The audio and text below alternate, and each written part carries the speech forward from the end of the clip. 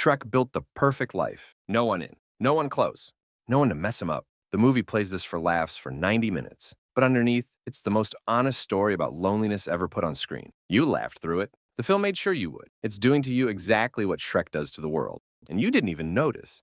Let's reframe this. The first time we see Shrek, he's performing, bathing in mud, brushing his teeth with bug guts, roaring at a mob. The movie calls it comedy, but frees the frame when the villagers run. A man walks back inside, alone. He sits at a table built for one and eats in total silence. No friend, no family. Just a handmade sign on the gate warning the world to stay away. That's not a personality. That's architecture. The mud, the roar, the sign. Every inch of that swamp is engineered to keep people at a distance where they can't disappoint him. We never see the first rejection. We don't have to. You don't build a fortress unless something taught you it was necessary.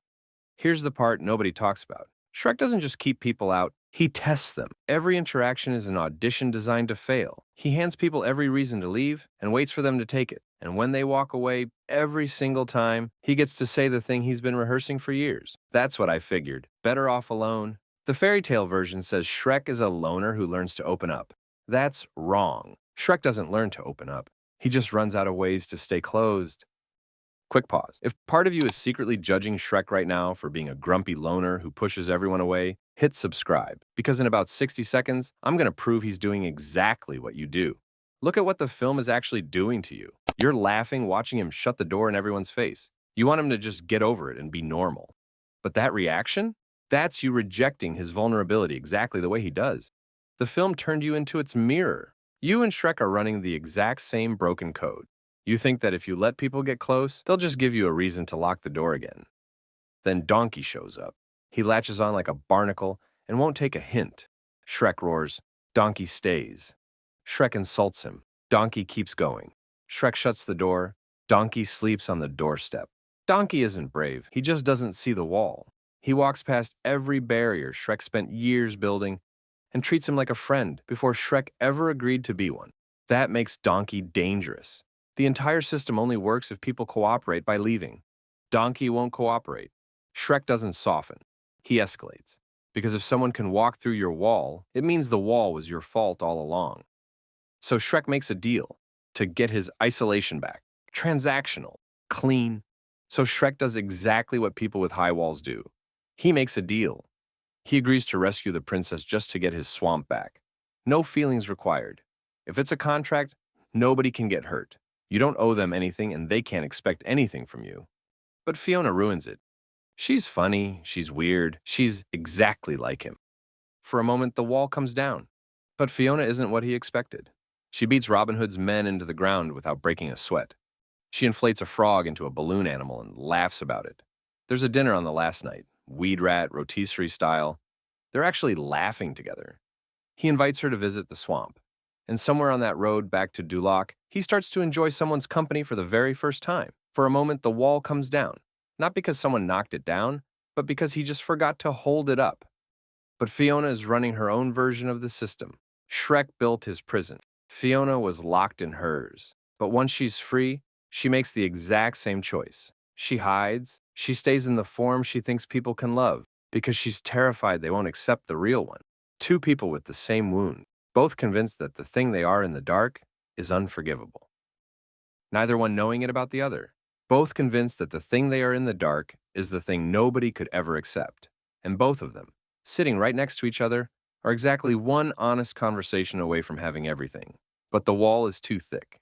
Then the windmill. Shrek hears her voice. Who could ever love a beast so hideous? He doesn't hear the context. He hears a verdict. The same one he's been hearing his whole life. He doesn't storm in. He doesn't fight. He just dismantles everything overnight and walks back to the swamp. System restored. Walls rebuilt. He didn't lose her that night. He let her go. Holding on would mean the test was over. Someone passed. And now he'd have to live without the one thing that kept him safe. The certainty that no one could ever love him. The windmill scene is the most honest moment in the film, and the movie buries it.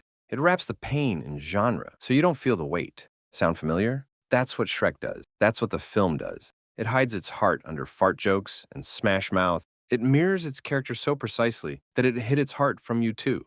Look at the campfire scene. Donkey pushes too hard. He asks why Shrek wants to live alone. Shrek finally snaps. Who am I trying to keep out? Everyone. And then quieter, to himself, people take one look at me and run, a big, stupid, ugly ogre. That's a man admitting the truth to the only person who didn't leave.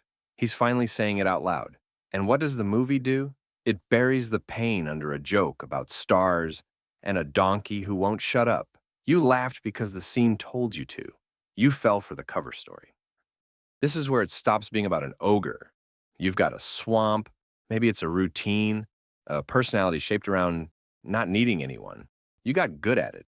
You built the signs, learned the roar, and when people stop trying, you tell yourself, it proves you were right.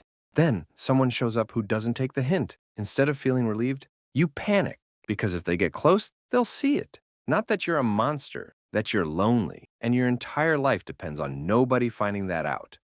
That's the trap. You hand people reasons to go, and when they leave, you say, I knew it. But you gave them the map to the exit.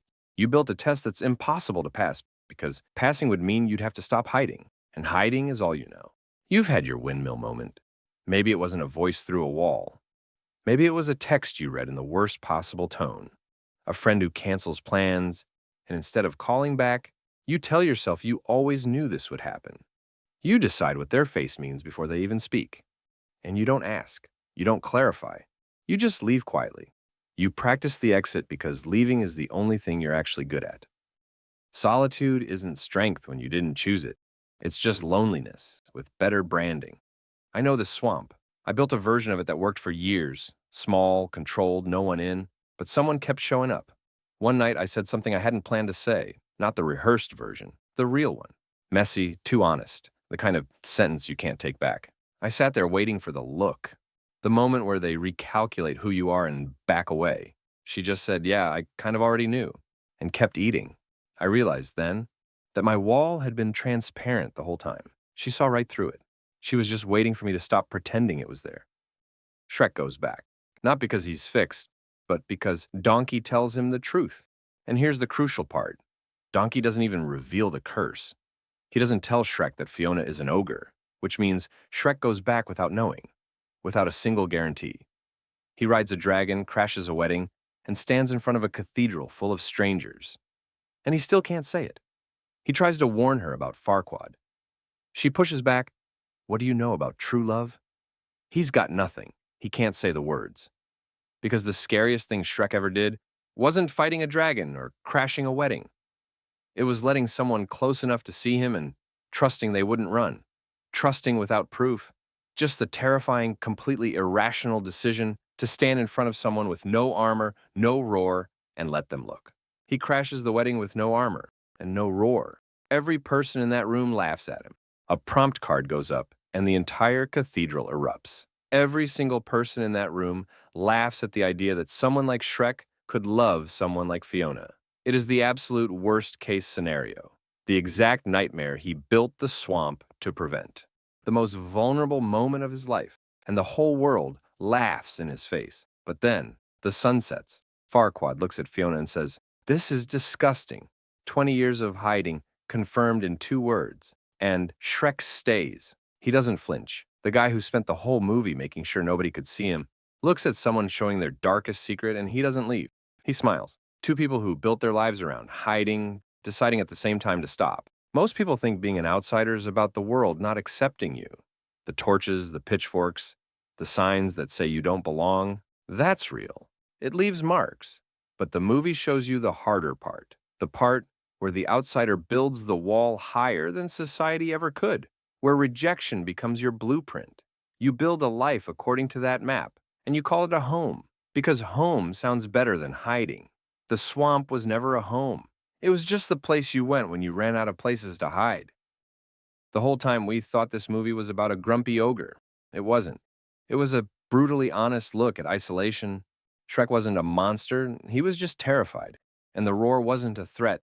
It was a reminder you only build a fortress when you're scared to be seen. You're standing at the exact same crossroads right now. You can keep handing people reasons to leave, or you can finally let them stay. If you want to stop watching movies on autopilot and start seeing the psychology underneath, hit subscribe and click the video on your screen, because letting someone stay isn't about losing your swamp. It's proof you're finally done hiding.